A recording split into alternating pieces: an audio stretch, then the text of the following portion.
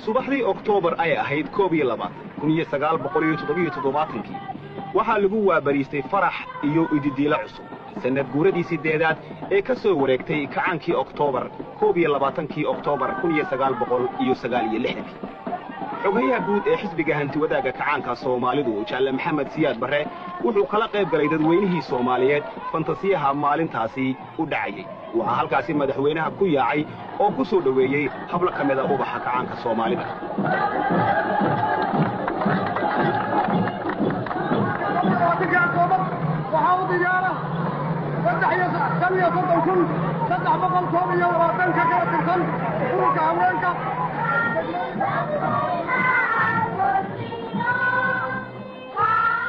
waxaana fantasiyaha lagu bilaabay subaxdaasi ciyaar la yaab leh oo ubaxa kacaanka ay dadweynaha ku soo dhaweeyeen oo ay ku madadaaliyeen lama kala garto ilmaha iyo ubaxa ay kolba kor u qaadayaan oo geesta ay u qaadaanba ay leedahay macno gooni ah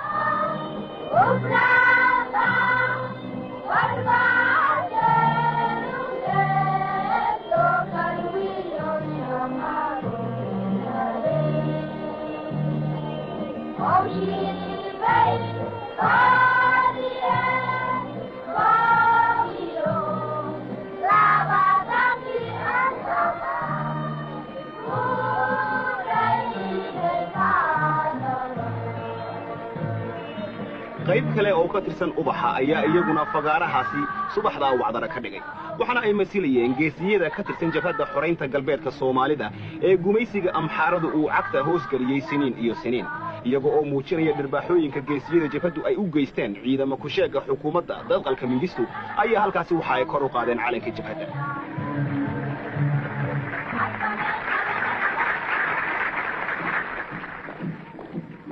xogayaha guud ee xisbiga hantiwadaaga kacaanka Soomaalida Jaalle Maxamed Siyaad Barre waxa uu salaan ka gudoomay boqolaal masilaya oo ka tirsan bulshada Soomaaliyeed waxaana horseed u ahaa xisbiga hantiwadaaga kacaanka Soomaalida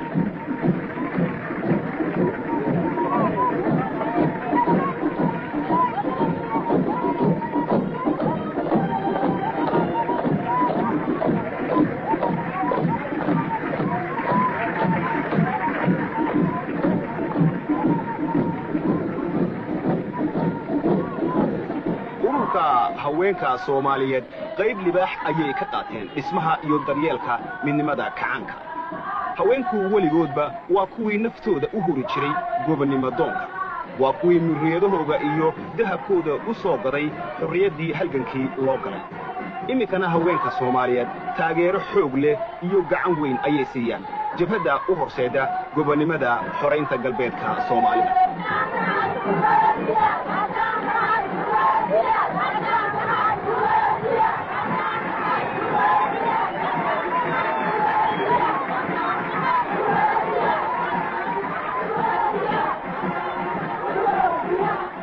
afar iyo tobanka degmo ee ka tirsan magaalada Muqdisho xaafadahooga ayaa iyaguna subaxdaasi ka soo qayb galay bandhigaasi la yaab kale ee lagu xusayay sanad guuradii 8aad ee ka soo wareegtay Oktoobar 21 1969 iyaga oo warmasita iyo dharkii Soomaalidu ay hidaha iyo dhaqanka u lahayd haween iyo ragna isugu jira ayaa halkaasi waxa ay ku mareen shirib la yaab leh iyaga oo xaafad waliba ay muujinayso sida ay ugu dadaasho horumarinta magaalada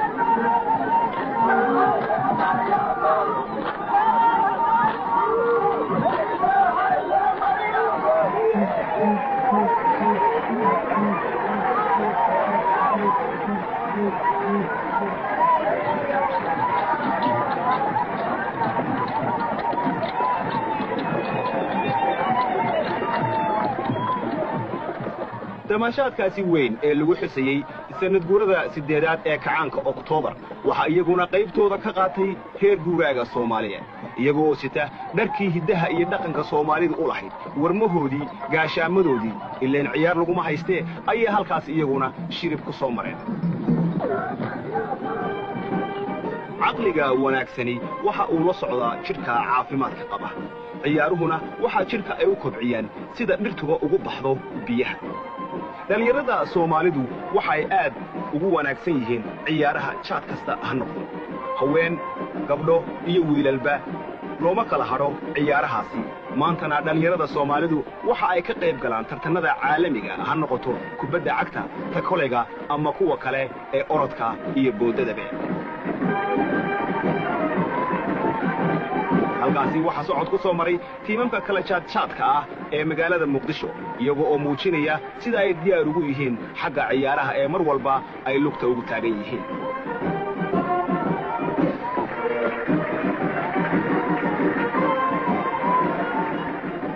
ciidankaasi waxa uu ka tirsan yahay dhalinyarada bisha cas ee gargaarka degdega ah oo fidisa dadweynaha marka dhibaato ay soo fool yeelato degdeg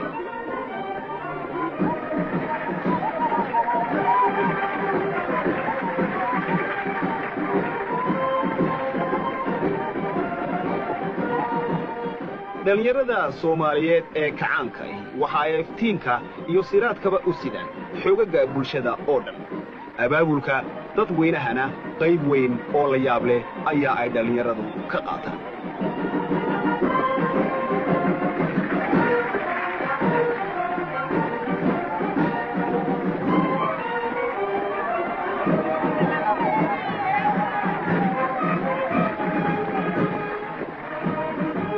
dhalinyarada Soomaalidu waa kuwii miyi iyo magaalaba u baxay si iftiinka aqoonta ay u gaarsiiyaan dadweynaha Soomaaliyeed iyaga oo baaqi jaalasiyaad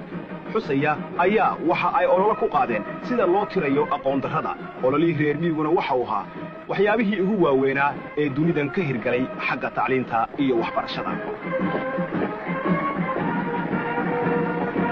taariikhda bulshadu waxa ay maraka tahay in goob kasta oo ay isku hirdiyaan xoogagga gobonnimodoonka iyo gumaysatadu in libintu weligeedba ay la hoydaan dadka la cadaadiyo ee xuquuqdooda iyo qarannimadooda u halgamaya inkasta oo xoogga gumaysigu uu laxaad weyn yahay geesiyada jabhaduna waxa ay imika xoreeyeen inta badan dhulkii gumaysigu uu muddada badan haystay dhulkii amxaaradu ay dadka Soomaaliyeed ku cadaadin jirtay waxa ay dhabarka ka jabiyeen ciidamada huwanta ah ee calanka ay u sidaan ciidamada Ruushka Kuubaanka iyo kuwa kale ee ay cagaha ku xaadaan waxa hubaala guushu mar walba inay raacayso geesiyadaas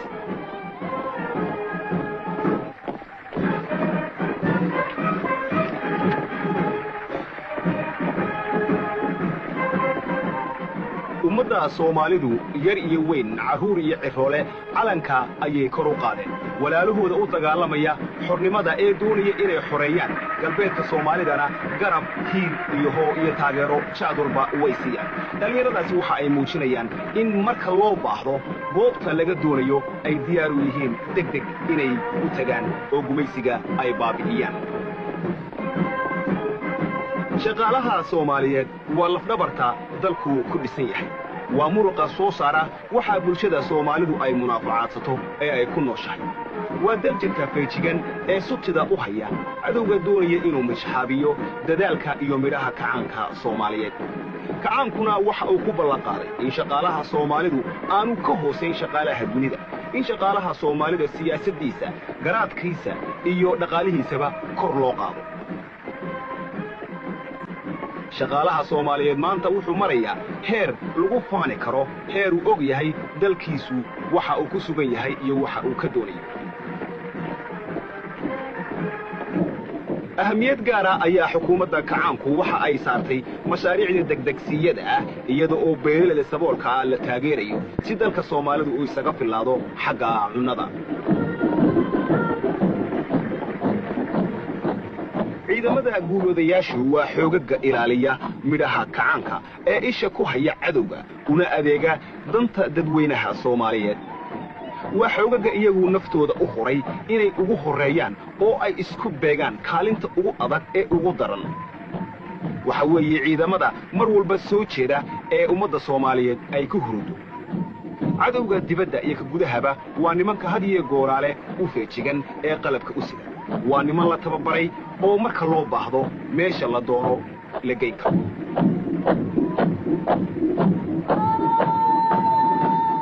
ciidamada bileysku waxa ay ka mid yihiin waxyaabaha xasiloonaanta dalku ay ku dhisan tahay qaybaha ay ka mid yihiin daraawiishtuna waxa weeye nimanka iyagu soodimaha ilaaliya dalka Soomaaliyeed uu leeyahay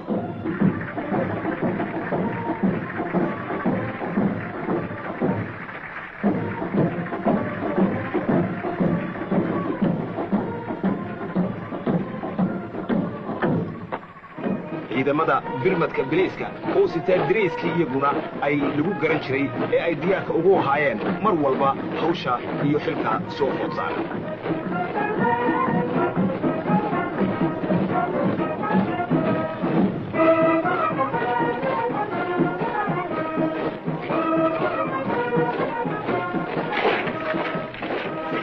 Soomaaliyeed waxa uu daryeelay maatadii iyo carruurtii suuqyada daadsaneed ee dacdarrada iyo darxumadu suuqyada ay ugu diri jirtay xarunta dhalinyarada kacaanka ee la foole waxa maanta lagu carbiyaa ubaxa dalka u kacaya oo qaybtooda berrito ka qaadanaya xilka dhismaha bulshada iyo dalka Soomaaliyeed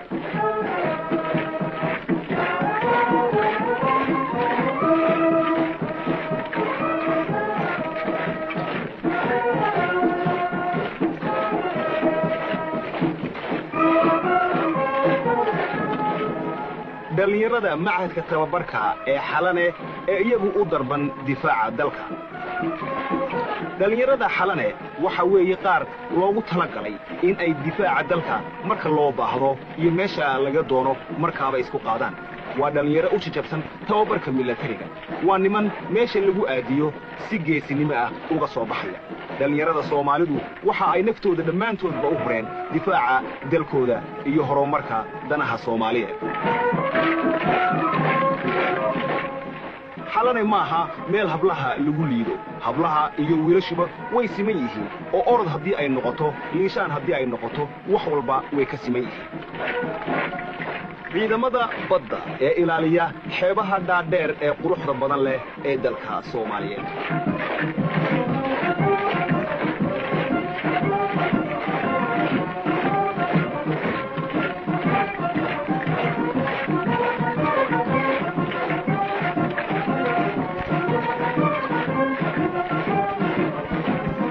ciidamada qalabka sida ee Soomaaliyeed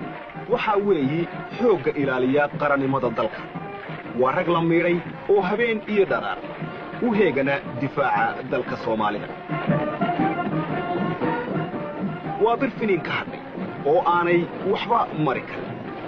haraad iyo gaajo ma yaqaanaan daal iyo jiljileecna ka fogeen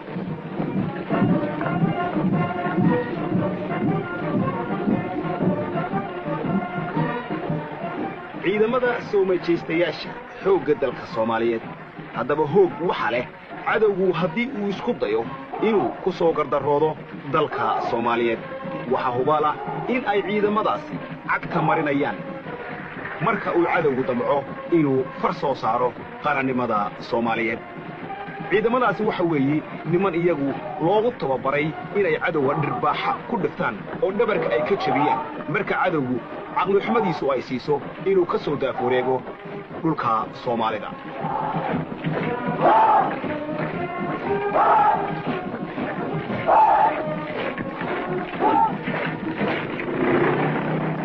ayaantaasi Oktoobar ay ahayd 22 sanadkuna uu ahaa 1977 looma kala hadhin dabaaldegga weyn ee lagu xusayay sanad guuradii 8 ka soo wareegtay kacaankii Oktoobar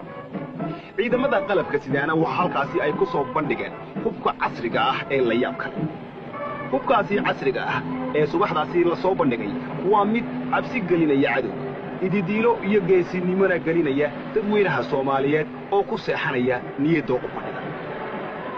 libaxyada xoogga dalkuna waxa ay goortaasi iyagu u jajabsan yihiin sida ay u isticmaalayaan hubkaasi oo uu ka mid yahay madaafiicda culculus ee meesha fog wax ka toogata oo meesha ay ku dhacaan holoc iyo dab mooye aan naf la ku haray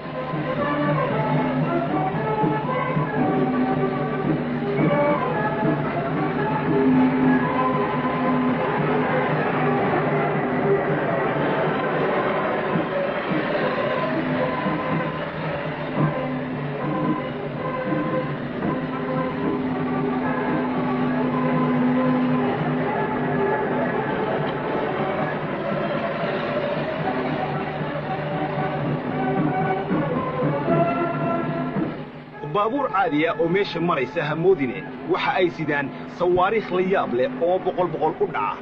oo barta roobka kaga dhigaya cadowga meesha uu ku dhuumanayo marka lagu rido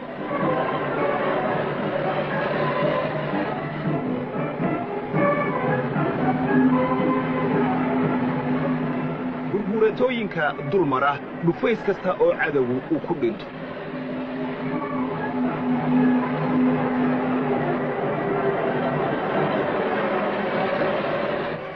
fagaarahaasi hubka lagu soo bandhigay waxa iyaguna dul marayay oo dabaaldegga dhinacooda ka qaadanayay ciidamada dayuuradaha ee dalka Soomaalida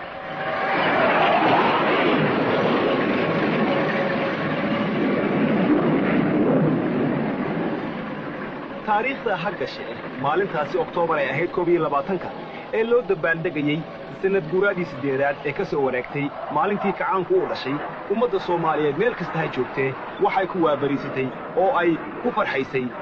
riyaaq iyo rayn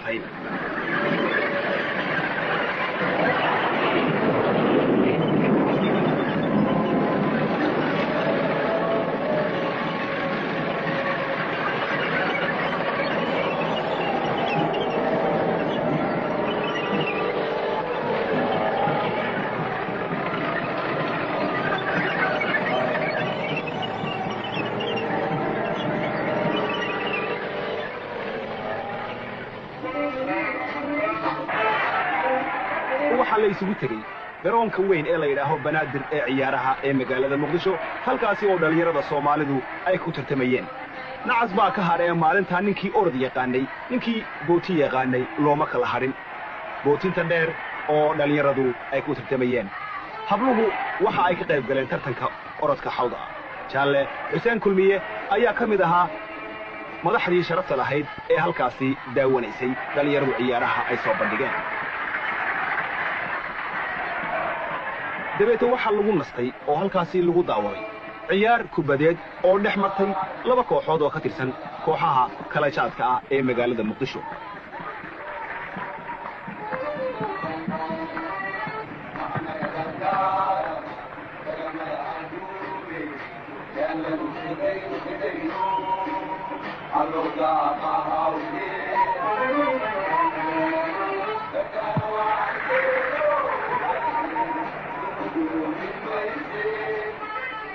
ciyaartaasi kubadda ah ee lagu tartamay magaalada Muqdisho labada kooxood ay isaga yimaadeen waxa weey mid uu muujinaysa sida dhalinyarada Soomaalida ee kubadda ciyaarta ay ugu horumareen xafada iyo xeeladaha iyo tabaha kubadda lugta taasi oo ay ku muujiyeen meelo fara badan oo dibadda ah oo ay isaga hor yimaadeen kooxo shisheeye ah oo ciyaarta kubadda ay isku hurdiyeen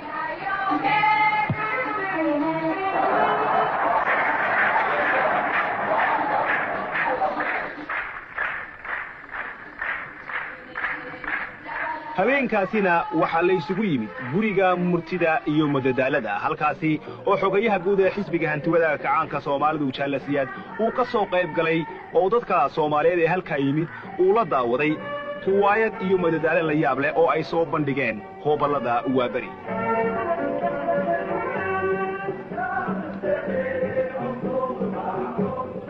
kacaanka Soomaaliyeed wuxuu daryeelaa sidii hoobaladu ay ugu madax banaanaan lahaayeen dhaqanka iyo hidaha Soomaalida mar walba in la daryeelo kacaanka ummadda Soomaaliduna waxa weeye ka gacanta ugu horeysa siiya in ummadda Soomaalidu ay noqoto mid dhaqankeeda had iyo jeer ku faanta oo dhaqan shisheeye aan sidaasi u sii tiigaalin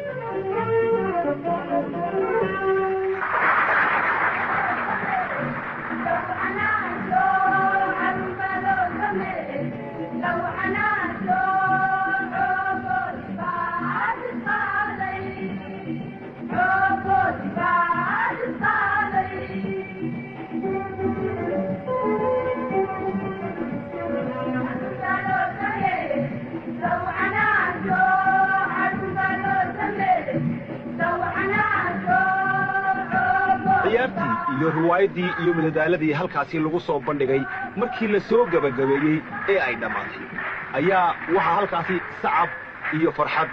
ku bogaadiyay jaalasiyaad iyo martidii sharafta lahayd ee halkaasi ku daawatay hooballadii riwaayadda ay soo bandhigeen. jaalasiyaad dabeeto wuxuu u jeediyey hooballadii khudbad gaaban oo mahadnaqa isaga oo ku dhiirigelinaya oo ku tirtirsiinaya dhallinyarada hooballada Soomaalidu inay tallaabada halkaasi ka sii wadaan, inay kor sii qaadaan hiddaha iyo dhaqanka Soomaalida. ha noolaato wiilii Soomaalidu, ha noolaato midnimada Soomaalidu.